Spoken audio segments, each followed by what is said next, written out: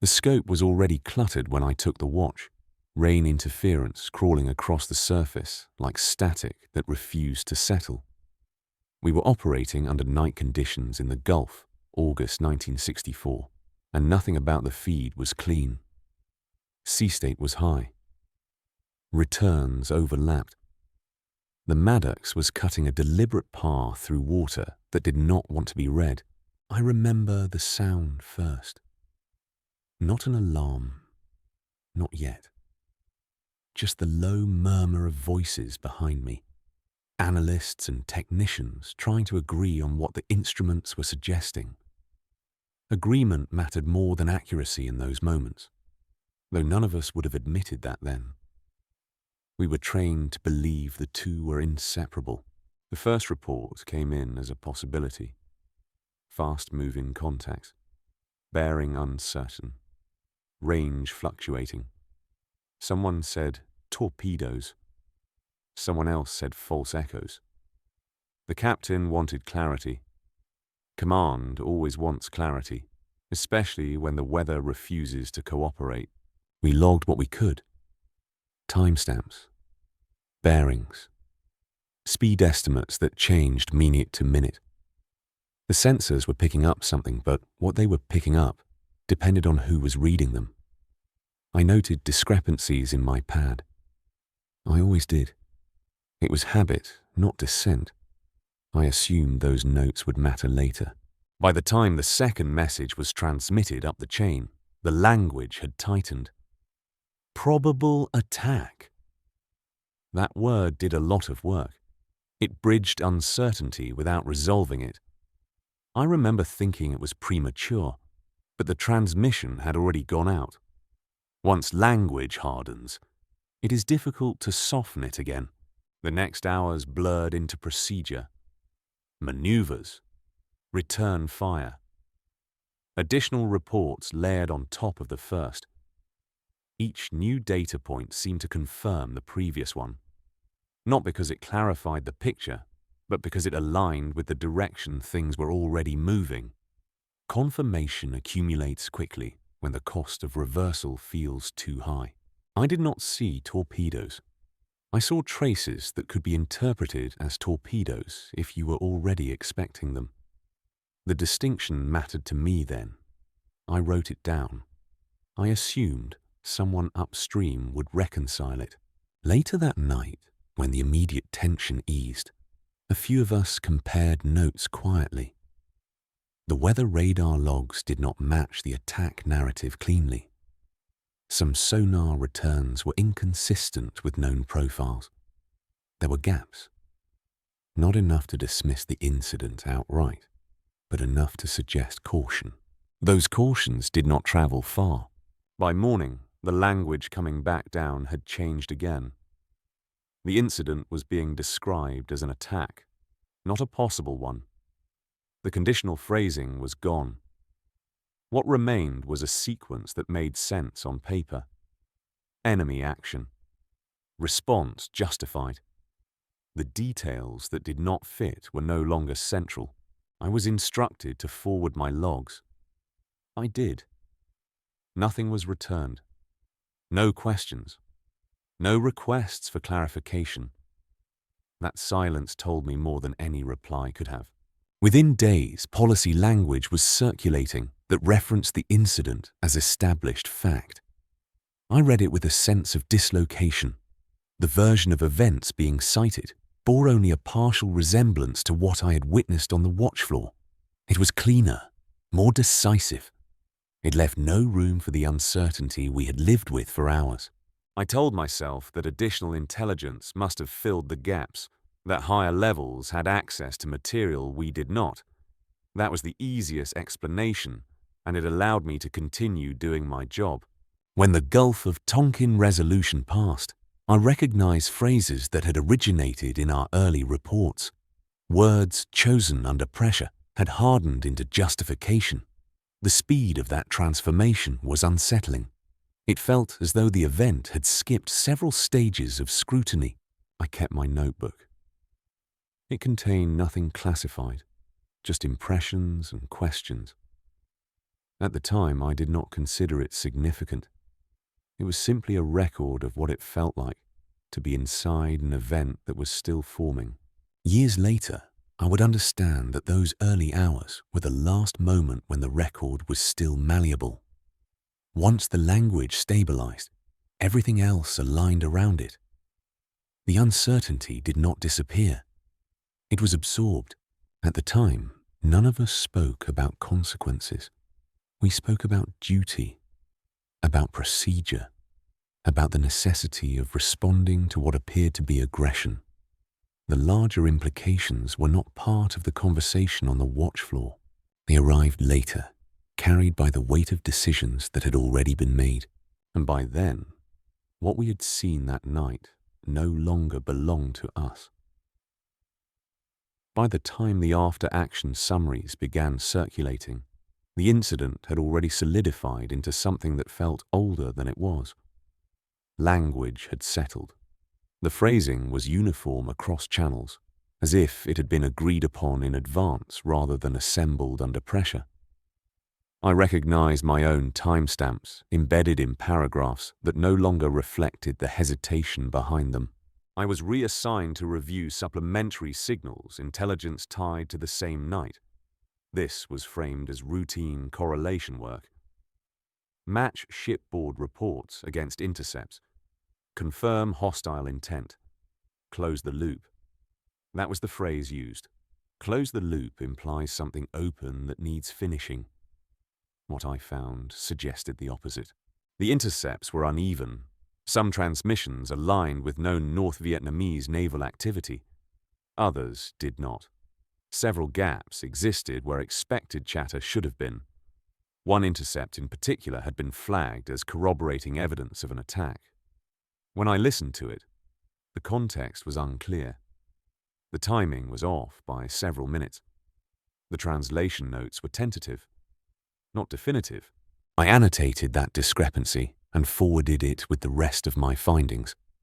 Again, no response came back. Instead, a revised summary appeared 2 days later. The intercept was now described as confirmation. The uncertainty markers had been removed. The translation was presented as settled. I began to understand that the process was no longer investigative. It was consolidative. The purpose was not to determine what had happened, but to ensure that what was said to have happened remained internally consistent.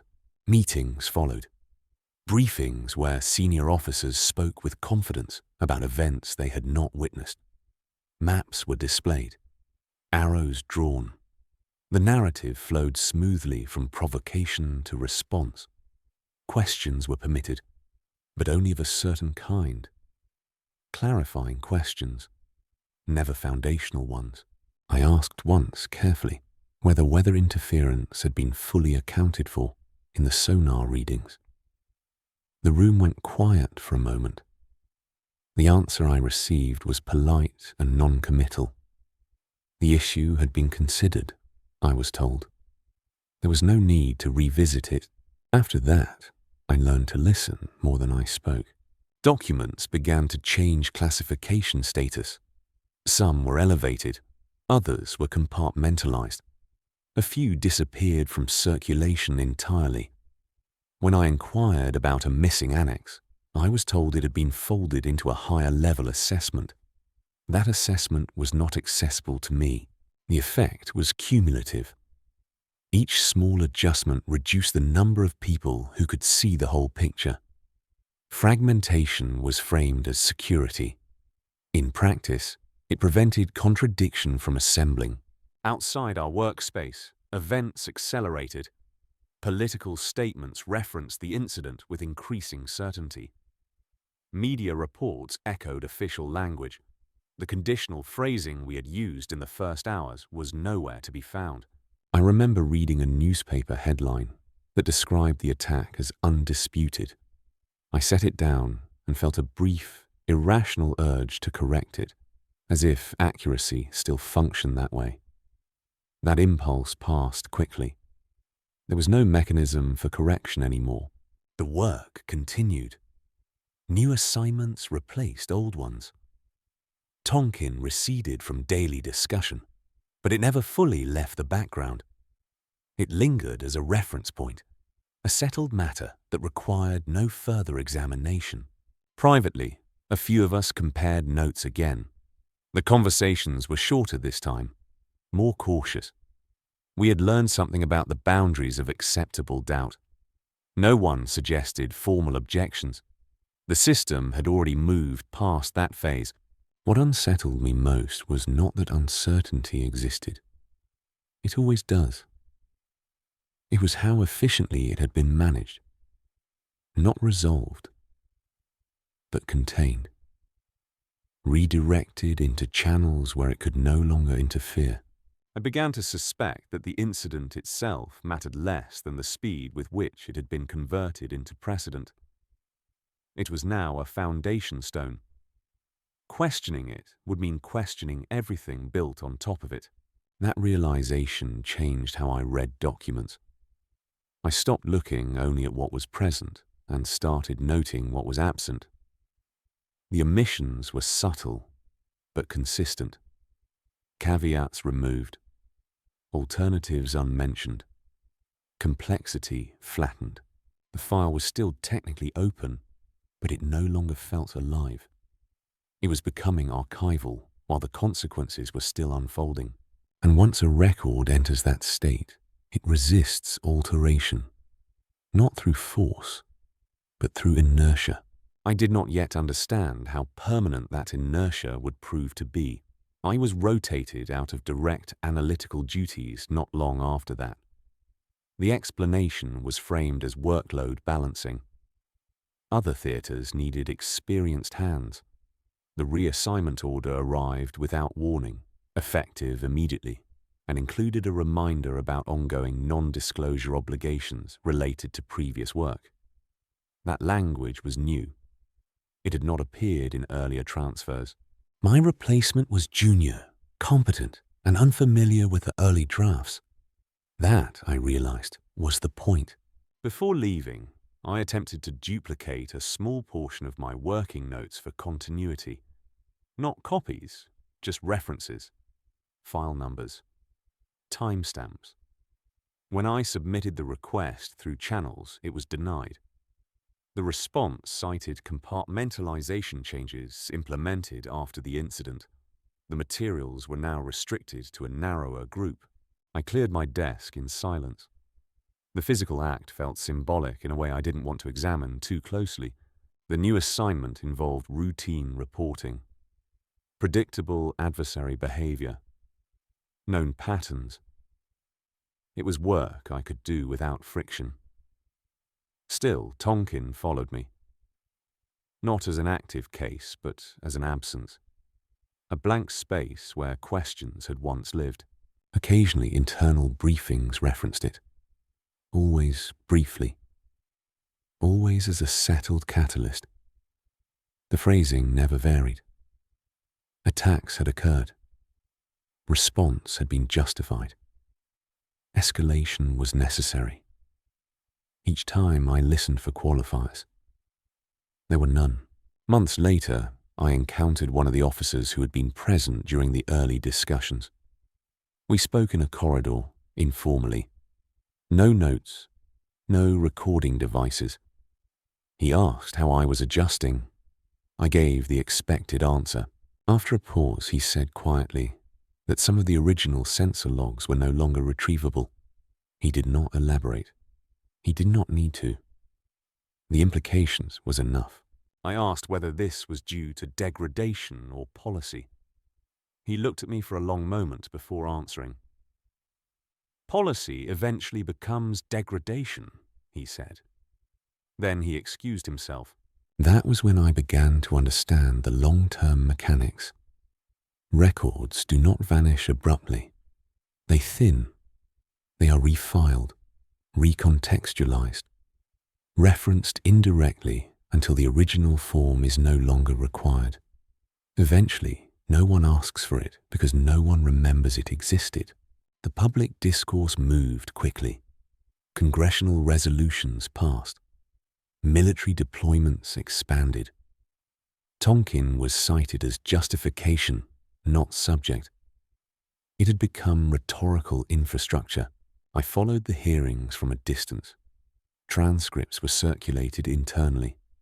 Questions were asked, but the answers adhered to the established framework.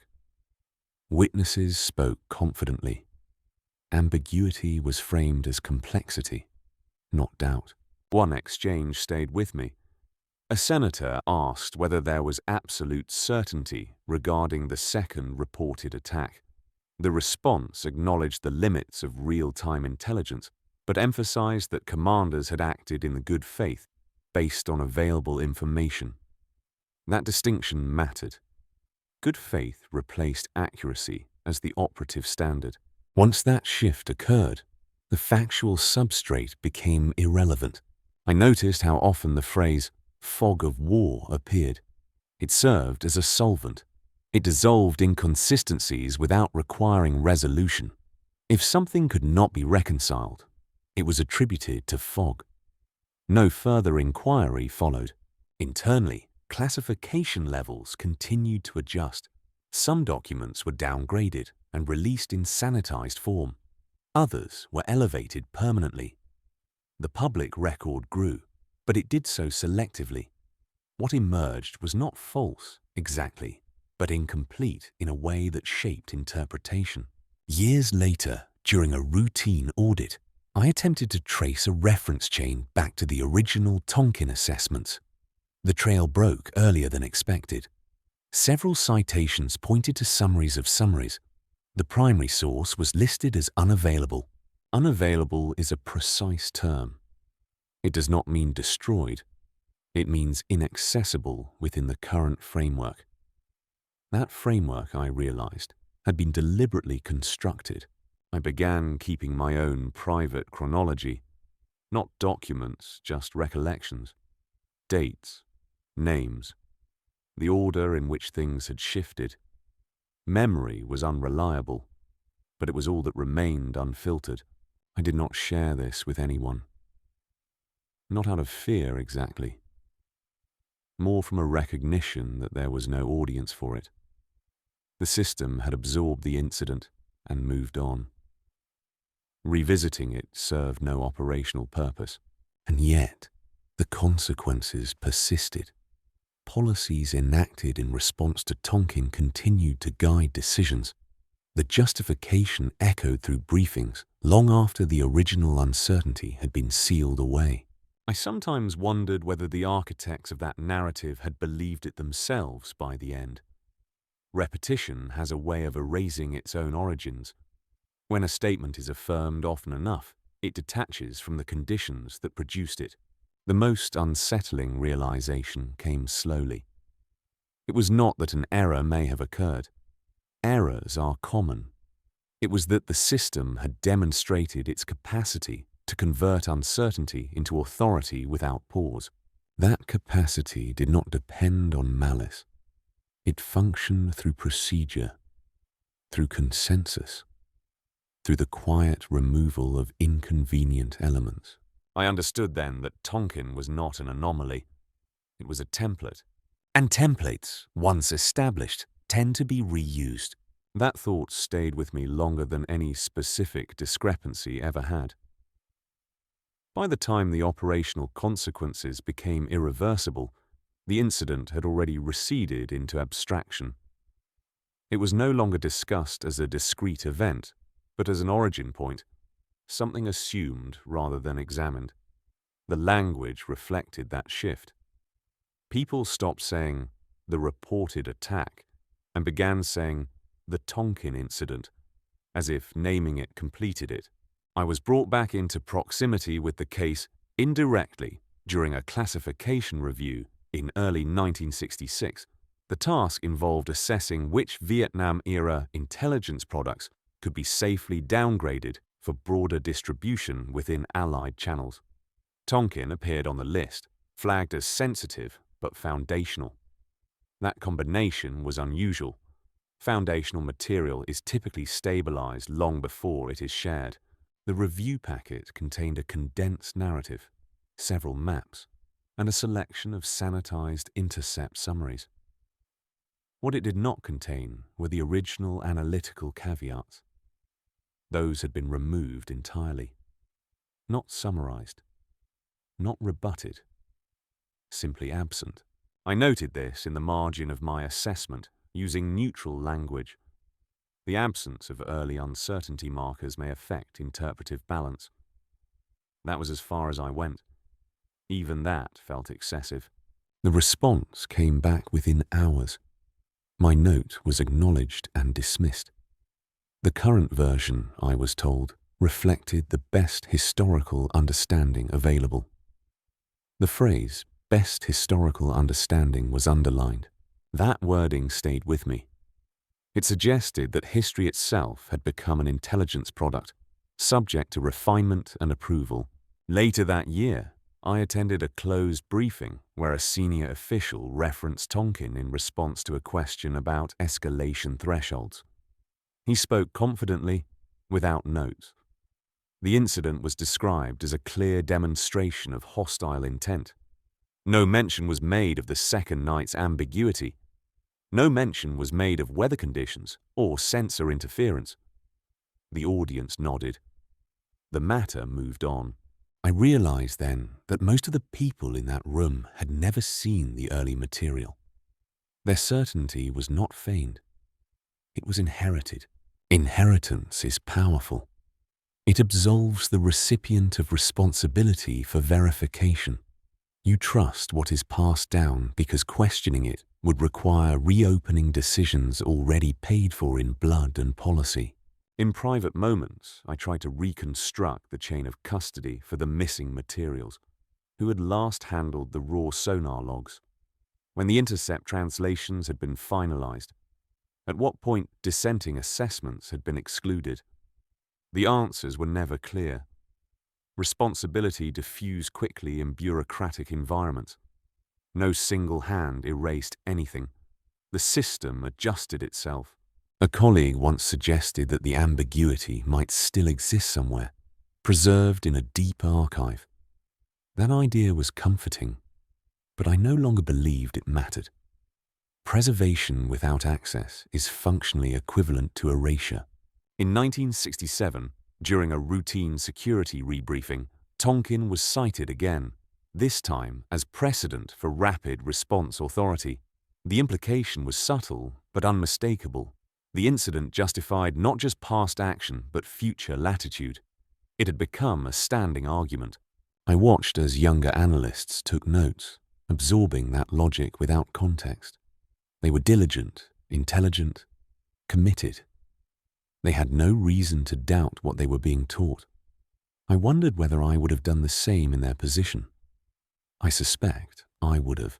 The burden of doubt is heavy, and institutions are designed to shed weight. Occasionally, fragments surfaced. A declassified memo here, a journalist's question there. Each time, the response followed a familiar pattern. Acknowledge complexity, emphasize good faith, reaffirm conclusions. The structure was resilient. It did not require unanimity, only dominance. I began to see Tonkin less as an intelligence failure and more as a demonstration of process. It showed how quickly provisional assessments could harden when they intersected with strategic need. Once hardened, they resisted re-examination not because they were correct, but because they were useful. Usefulness is a dangerous metric for truth. In 1968, I was asked to assist with an internal historical review intended to prepare for potential congressional inquiries. The mandate was narrow. Identify lessons learned without undermining policy coherence. That phrase again. Policy coherence. The draft I reviewed acknowledged minor discrepancies in early reporting, but framed them as immaterial. The emphasis was on decision-making under pressure. The conclusion praised the responsiveness of the command structure. There was no space allotted for alternative interpretations. I suggested quietly that acknowledging unresolved questions might strengthen credibility. The suggestion was not adopted. Unresolved questions invite follow-up. Follow-up invites risk. When the review was finalized, it was classified and shelved. Its existence was cited as evidence of transparency. Its contents were rarely discussed. At some point, I stopped expecting resolution. Not because the truth had been found, but because the system no longer required it. The incident had fulfilled its function. It had justified action. It had shaped doctrine. That was enough. What troubled me most was how unremarkable this all seemed in retrospect. There were no dramatic confrontations, no explicit orders to falsify, just a steady narrowing of acceptable discourse until only one version remained. Silence, I learned, does not always announce itself. Sometimes it accumulates, layer by layer, until speaking feels redundant. I carried that lesson into every assignment that followed. Whenever I encountered certainty that arrived too quickly, I paid attention. Whenever caveats vanished without explanation, I noticed. I did not always act on those observations. Often, there was nothing to be done. The Tonkin file, as I last saw it, remained open in name only. Its conclusions were fixed, its questions archived. I sometimes wonder whether that is how most historical records end. Not with answers, but with decisions about which questions are allowed to survive. That night in August 1964 was brief. Its afterlife has been anything but. And even now, years later, the absence where doubt once lived feels more significant than any fact ever recorded. Distance altered nothing. Time did not either. The longer I stayed in service, the more I saw Tonkin reflected in unrelated context. Different theatres, different adversaries. The pattern was familiar. An initial report framed under pressure. A rapid elevation of certainty. A narrowing of interpretation justified by urgency. By the early 1970s, the incident had entered institutional memory as a settled case study. It was taught in professional education courses, not as a question of accuracy, but as an example of command responsiveness. The emphasis was always on decisiveness. Hesitation was portrayed as the greater risk. I attended one such session in 1971. The instructor referenced Tonkin briefly, almost casually. A slide appeared showing a simplified timeline. Provocation, response, authorization. The complexity had been reduced to a sequence clean enough to fit on a single screen. No one in the room asked about the second night. Afterward, during a break, I spoke with one of the younger officers. He was sharp, articulate, eager to learn. He said the case demonstrated how intelligence must support leadership, not obstruct it. The phrasing caught my attention. Support, not obstruct. As if uncertainty itself were an adversary. I asked him whether he had read the early assessments. He hadn't. They were not part of the curriculum. He did not see that as a deficiency. That exchange stayed with me. It clarified something I had struggled to name. The system did not eliminate doubt because it was dangerous. It eliminated doubt because it was inefficient. Efficiency rewards clarity, even when clarity is artificial. During that same period, limited materials related to Tonkin began to surface through controlled declassification. Press coverage followed predictable lines. Journalists highlighted inconsistencies, but only within boundaries. Official responses acknowledged confusion while reaffirming conclusions. The dance was familiar. What struck me was how little impact these disclosures had. By then, the incident's role was historical, not operational. The war had expanded, contracted, and redefined itself many times over. Tonkin no longer needed to persuade anyone. Its work was done. Still, I read every article, every footnote. I looked for traces of the original ambiguity. Occasionally, I found them buried in cautious phrasing, an admission that reports were conflicting, a note that weather conditions were poor. These fragments were presented as curiosities, not challenges. I recognized the language. It was the same language we had used internally before it was stripped away. In 1974, during preparations for a retrospective internal study, I was asked whether I had any direct involvement with Tonkin-era analysis. The question was procedural, not personal. I answered truthfully but briefly, yes, limited, early phase. No follow-up came. My name did not appear in the final report. That report concluded that while intelligence during the incident had been imperfect, decision-makers had acted appropriately given the information available. It emphasized the difficulty of real-time assessment. It framed Tonkin as an example of systemic stress, not systemic failure. Failure implies responsibility. Stress implies inevitability. I began to notice how often inevitability was used to excuse outcomes that might otherwise demand accountability. Once an event is framed as unavoidable, examination becomes moot. In private, I sometimes rehearsed what I would say if asked directly whether the incident had occurred as reported. The honest answer was unsatisfying. I did not know. I never had. That uncertainty had been the point. But public discourse rarely tolerates such answers. It prefers affirmation or denial. Grey space invites discomfort. I never gave interviews. I declined invitations to contribute to memoir projects, not because I feared reprisal, but because I doubted the utility. My testimony would add nuance, not resolution. Nuance rarely survives transmission. There was also the matter of loyalty. Not loyalty to an institution, exactly, but to colleagues who had acted under the same pressures I had.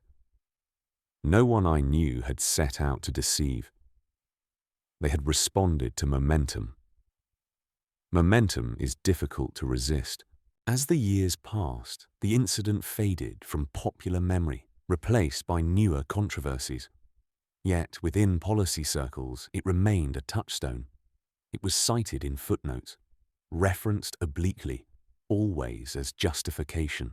I came to see Tonkin as a kind of quiet hinge in my own thinking. Before it, I believed intelligence existed to clarify reality for decision-makers. After it, I understood that intelligence also serves to stabilize narratives once decisions are made. That function is rarely stated openly, but it is widely understood. The realization did not make my work impossible. It made it heavier. Every report carried dual potential. It could inform, or it could be used to confirm what had already been decided. I tried, when I could, to preserve ambiguity in my language, to leave space for reconsideration. Sometimes that space survived. Often it did not. The system rewards alignment. Over time, even well-intentioned analysts learn to anticipate which interpretations will persist. Self-censorship becomes subtle. You do not suppress facts. You frame them. Looking back, I see Tonkin not as a singular moment, but as an early lesson. It taught me how easily uncertainty can be transformed into certainty once it enters the machinery of state. That lesson never stopped being relevant. Even now, when I read official accounts of later incidents, I hear echoes. The cadence, the confidence, the absence of qualifiers. I no longer ask whether history is accurate. I ask how it became settled. And I remember how quickly that happened once before. Retirement did not create distance so much as it removed structure. Without daily briefs and controlled language, the accumulated weight of earlier work had more room to surface. I found myself returning to Tonkin not because of nostalgia, but because it had become a reference point for everything that followed. In the late 1970s, the first serious congressional inquiries began to re-examine intelligence practices from the Vietnam era. Hearings were televised, transcripts were published. Words like oversight and accountability entered common usage. I watched from home, recognizing phrases that had once circulated only in secure rooms. Tonkin appeared again, cautiously. It was not the focus, but it was mentioned. A question here, a footnote there. The framing remained consistent. Intelligence had been imperfect. Decisions had been made in good faith. The language had softened, but the structure held. I noticed what was missing. No one who had worked the early assessments was called to testify. No one who had raised doubts was asked to speak. The record was being reviewed, but selectively. The absence of first-hand uncertainty was itself a kind of statement. Former colleagues called occasionally. Conversations were careful. We spoke about families, health, the strangeness of suddenly being civilians. Sometimes Tonkin came up indirectly, a comment about how much had changed, or how little. One man told me he had been approached by a researcher looking into early naval intelligence failures. He declined to participate, not because he disagreed with the premise, but because he did not trust the outcome. He said the narrative would be set before his words were read.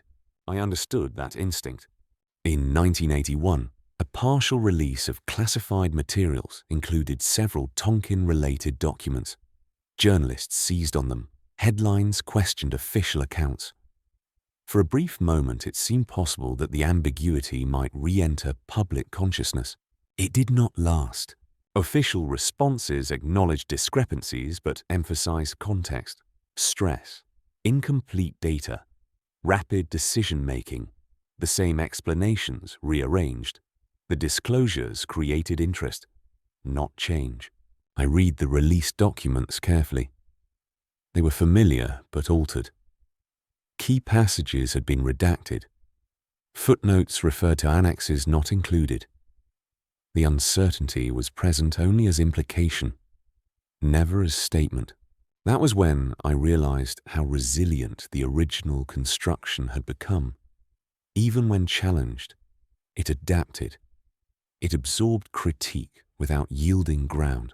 Privately, I began organizing my own recollections, not as a memoir, but as a record for myself. I wrote down what I remembered of those first hours, the hesitations, the disagreements, the way language shifted as pressure mounted. Memory is unreliable. I knew that. But I also knew that institutional memory had its own distortions. I did not intend to publish anything. The act of writing was sufficient. It allowed me to see patterns that had been obscured by proximity. Tonkin had not been an outlier. It had been an early demonstration of how uncertainty is managed when stakes are high. In later years, as new conflicts emerged, I watched similar dynamics unfold. An incident, conflicting reports, a rapid consolidation of narrative. Each time, the specifics differed. The process did not. Friends asked whether it bothered me, whether I felt complicit. The question was difficult to answer. Responsibility in such systems is diffuse. You contribute a piece. Others assemble the whole. I did not falsify data. I did not suppress dissent. But I watched as those things happened around me and learned when silence was expected. That is a quieter form of participation. What lingered was not guilt exactly, but unease. A recognition that intelligence work, for all its rigor, exists within a broader apparatus that values decisiveness over doubt. When the two come into conflict, doubt rarely prevails. In the mid-1990s, I was contacted by a historian researching early escalation decisions in Vietnam. He was thorough, careful, respectful.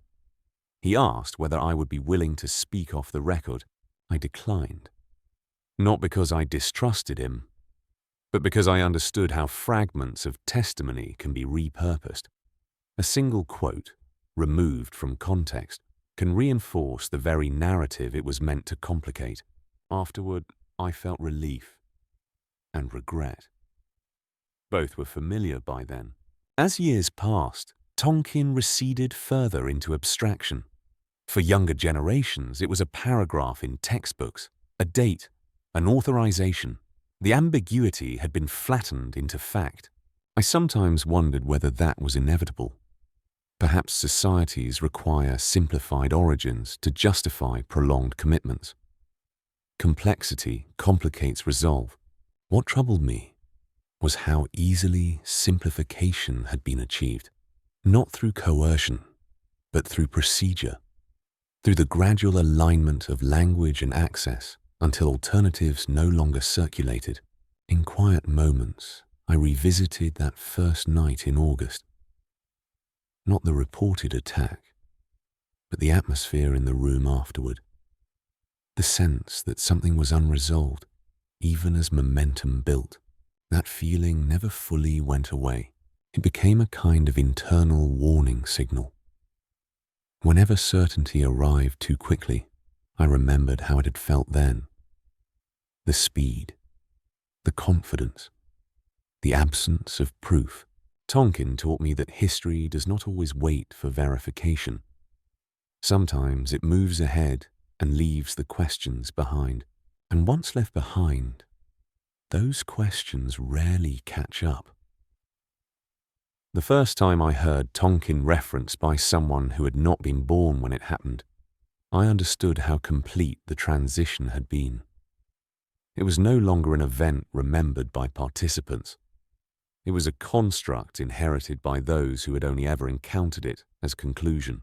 This occurred during a policy symposium in the early 2000s. I attended as an observer, invited more for longevity than relevance.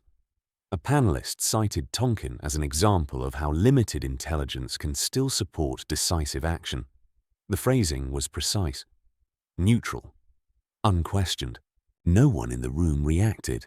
I realized then that the incident had passed beyond scrutiny, not because it had been resolved, but because it had become pedagogical.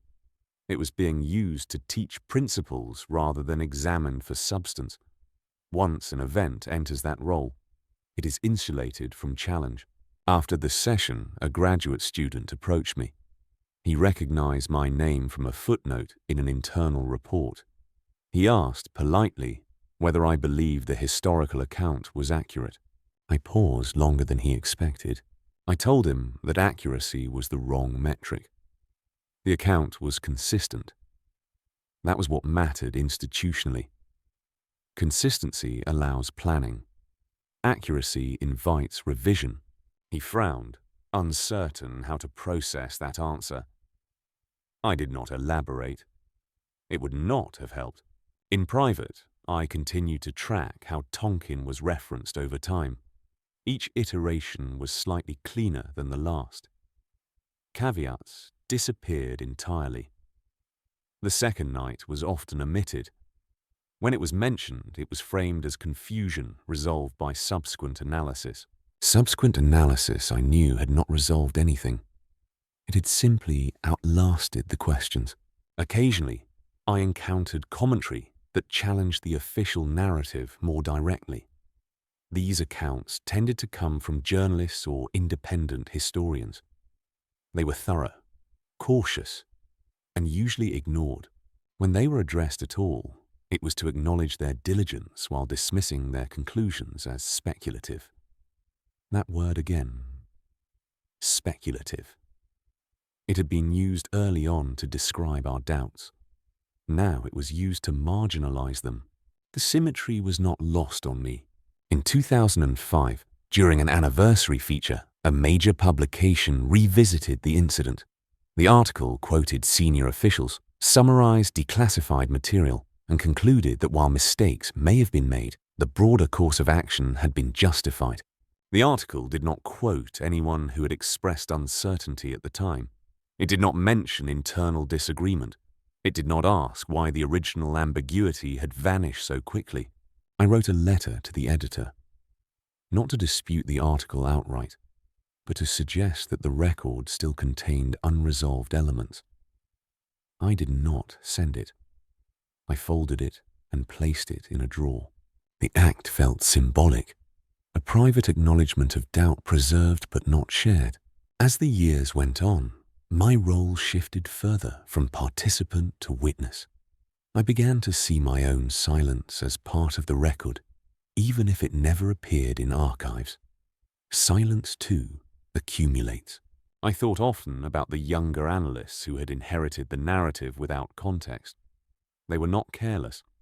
They were diligent within the framework they were given. That framework simply did not include uncertainty as a valid endpoint. Institutions prefer answers that close loops. Open questions complicate authority. I sometimes imagined an alternate version of events, one in which the ambiguity had been preserved, where policy had proceeded with explicit acknowledgement of doubt. I could not picture how that would have unfolded. Perhaps it would have changed nothing. Perhaps it would have changed everything. That uncertainty, too, was unresolved. In later years, as digital archives expanded access to historical material, I wondered whether buried documents might resurface. Some did, but without context, they were easily absorbed into existing interpretations. Raw data does not speak for itself. It requires an audience willing to listen. I was not sure that audience existed. The final time Tonkin came up in my presence was during a casual conversation at a social gathering. Someone mentioned it as a turning point, a moment when everything became inevitable. The tone was reflective, almost nostalgic. I did not correct him. Correction implies the possibility of revision. By then, I understood that revision was not the goal. Stability was. What remained was the knowledge of how that stability had been achieved. Not through certainty, but through the management of doubt. That knowledge did not bring comfort. It brought vigilance. Whenever I hear an event described as settled too quickly, I listen for what is missing. Whenever unanimity arrives without visible debate, I remember how easily it can be manufactured. Tonkin taught me that the most durable records are not always the most accurate ones. They are the ones that align with need, and once aligned, they endure. Age narrows your world, but it sharpens certain impressions.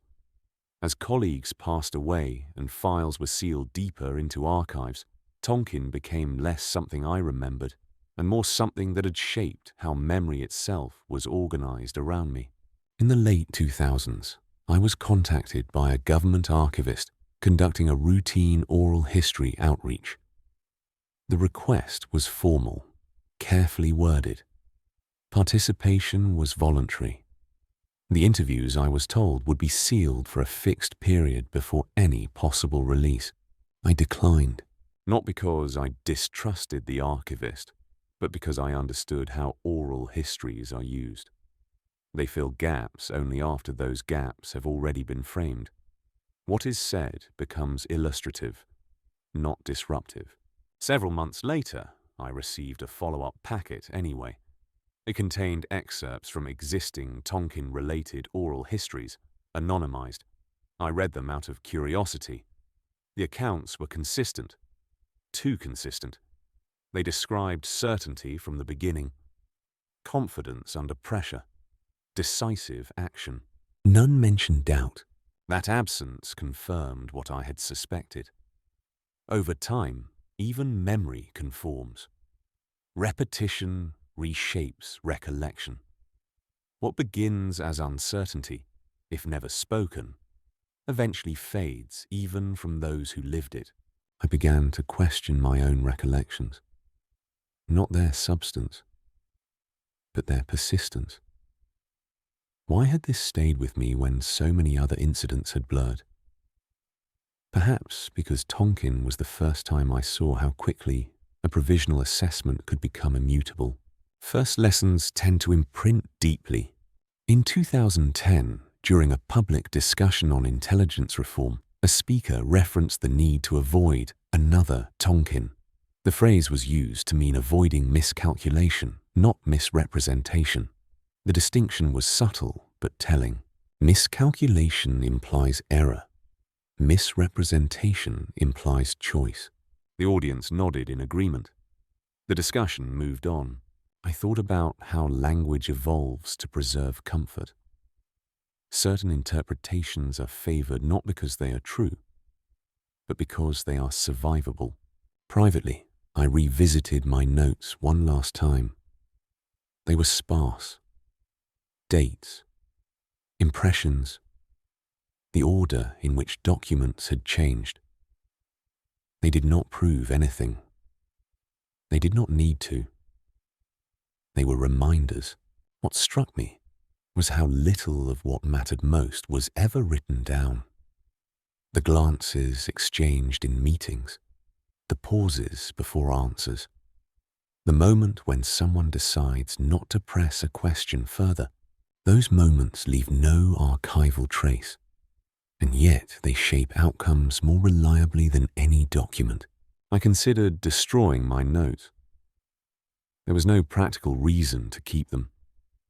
They would never enter the official record, but I could not bring myself to do it. Erasure felt like participation, so they remained, tucked away, doing nothing except existing. As the years accumulated, I noticed a shift in how Tonkin was discussed in academic circles.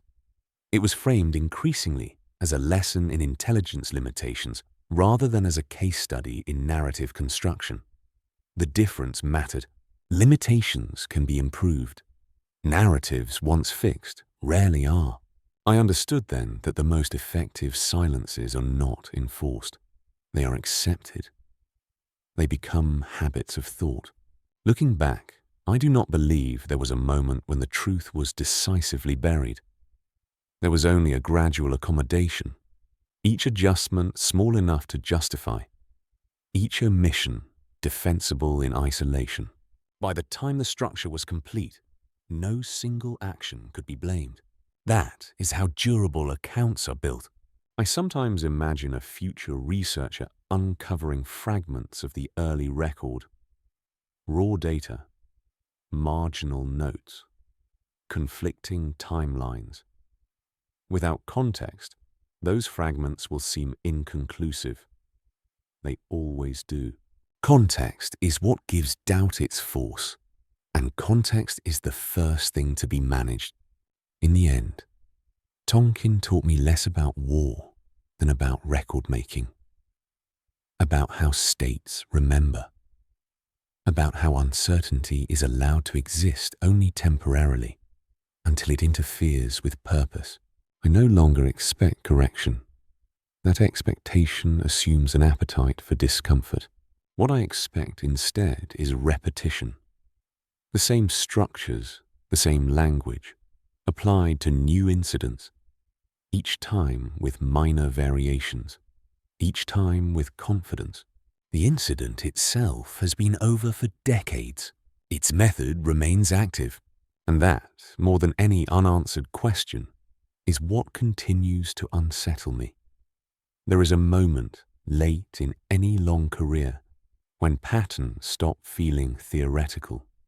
They harden into something closer to recognition. For me, that moment came not from a new revelation, but from watching familiar language applied to an entirely different conflict, decades after Tonkin. I recognized the cadence immediately. Preliminary reports framed as credible, ambiguity acknowledged briefly, then displaced by urgency. Senior voices emphasizing the cost of delay. Within days, the phrasing settled. Within weeks, it was fixed. I did not need to know the specifics to understand what was happening. The mechanism was intact. By then, my role was purely observational. I read transcripts. I watched press conferences. I noted how qualifiers appeared early and vanished quickly, how anonymous sources hardened into official positions once repeated often enough. The public reaction followed a familiar curve: initial curiosity, brief skepticism, gradual acceptance. Once the narrative stabilized, attention moved elsewhere. What troubled me was how rarely anyone seemed surprised by this process. Perhaps they should not have been. Institutions are consistent by design. They repeat what works. Tonkin had worked. In my quieter moments, I thought about responsibility again, not in terms of blame, but inheritance. Each generation of analysts inherits not just data, but assumptions. Some of those assumptions are never examined because they are embedded too deeply. I wondered what assumptions I had passed on without realizing it. What silences I had normalized simply by continuing to function within the system. That thought was uncomfortable. It resisted resolution. In correspondence with a former colleague, now also retired, I once mentioned that Tonkin still occupied space in my thinking. He replied that it did not for him. He said it had been overtaken by more recent events, more urgent failures. His response was honest. It made sense. Memory prioritizes proximity. But Tonkin mattered to me because it had come early, before cynicism set in. It had shown me how easily the boundary between analysis and advocacy could blur under pressure. Later incidents felt like variations. This one had been the prototype. I began to see that the most enduring impact of such events is not policy, but professional culture, the unspoken rules about when to insist and when to step back, about which doubts are worth voicing and which are better left unarticulated. Those rules are rarely written down. They are absorbed through observation. In the final years, when I still engaged with the field, I tried to disrupt that absorption when I could. I asked slower questions. I highlighted uncertainties without attaching conclusions. Sometimes it made a difference. Often it did not. Change, when it came, was incremental, fragile. As I grew older, I became less interested in whether the official account of Tonkin would ever be revised. Revision would not undo what had followed. It would not return those lost to decisions already made. What mattered more was understanding how quickly the space for doubt had closed, and how willingly most of us had adapted. That adaptation was not coerced. It was pragmatic. Pragmatism is persuasive. It promises stability in exchange for restraint. I sometimes think about the analysts who came after me, facing their own Tonkins under different names. I wonder whether they felt the same initial hesitation, whether they noticed the same narrowing, whether they recognized it as familiar or accepted it as normal. Normalization is the final stage. Once a process is normalized, it no longer needs justification. It simply operates. As for me, I carry the knowledge without resolution, not as a secret, but as an awareness of how systems behave when certainty is required faster than evidence can support it. An awareness has not faded with time. If anything, it has sharpened, because now, when I hear the language begin to settle, when qualifiers are dropped and conclusions arrive ahead of proof, I know exactly how that story will end. Not with clarity, with closure. And closure, I have learned, is not the same thing as truth. I stopped writing formal assessments years ago, but the habit of annotation never left me. When I read declassified material now, I still mark margins mentally. I note where language tightens, where uncertainty is acknowledged just long enough to be dismissed, where absence is treated as confirmation rather than limitation. Those habits were formed early. Tonkin did not teach me what to think. It taught me how narratives solidify under pressure. In the final archival review I was permitted to access before retirement, I came across a familiar phrase used in an unrelated context. No conclusive evidence to the contrary. I had seen it before. It appears neutral, responsible. It suggests caution. In practice, it functions as a pivot point. Once written, The direction rarely changes. I remember closing the folder and sitting with that recognition longer than I should have. The room was quiet, fluorescent lights, no drama, just the weight of repetition. When people ask now what it was like to be there, they usually mean the night of the incident itself. The radar screens, the radio traffic, the confusion. I tell them those details are less important than what followed. Events pass. Interpretations persist. What remains with me is not the anomaly, but the administrative aftermath. The meetings, the memoranda, the quiet adjustments in tone. The moment when ambiguity ceased to be acceptable. That moment is rarely visible from the outside. It does not announce itself. It arrives as a consensus that forms without a vote. I did not resist it. Not effectively. Few did. Resistance requires leverage, and leverage is scarce when urgency dominates. There were consequences for those who pressed too hard. Careers stalled. Access narrowed. Some were reassigned. None of it dramatic enough to provoke outrage. Just enough to be instructive. I learned then that suppression does not require censorship. It requires redirection. Attention moved. Priorities shifted. The unresolved became irrelevant. Years later, when portions of the record were released, I read public reactions with a kind of detachment. Surprise, anger, disbelief, then fatigue. The story had lost its immediacy. Without stakes, it became academic. I understood that response. Distance dulls impact. What troubled me more was how easily the same structural conditions reappeared elsewhere. Different region, different technology, same reliance on fragmentary signals interpreted through inherited frameworks. I sometimes wonder whether it is possible to build systems that preserve doubt without paralyzing action. I do not have an answer. The question itself was rarely welcomed. Toward the end of my service, a junior analyst once asked me how to know when to trust an initial assessment.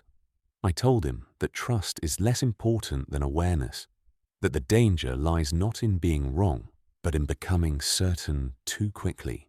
He nodded. Whether that stayed with him, I cannot say. I no longer have access to current files. My knowledge ends where classification resumes. That is appropriate. Systems require boundaries. What I carry instead is pattern recognition. It has proven durable.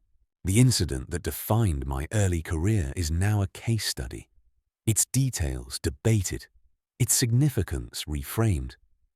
That is how institutions metabolize disruption.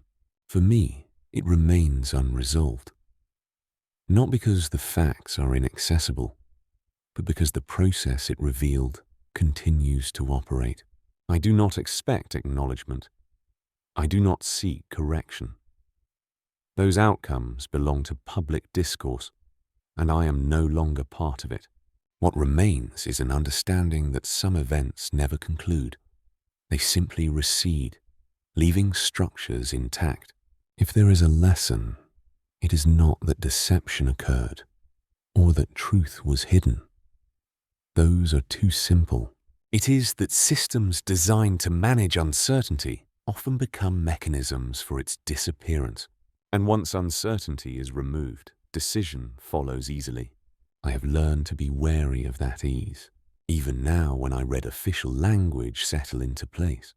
When provisional assessments acquire finality through repetition, I feel the same quiet recognition I felt decades ago. The realization does not alarm me anymore. It informs me. The event never truly ended. It adapted, and so did we. That is all I have to record.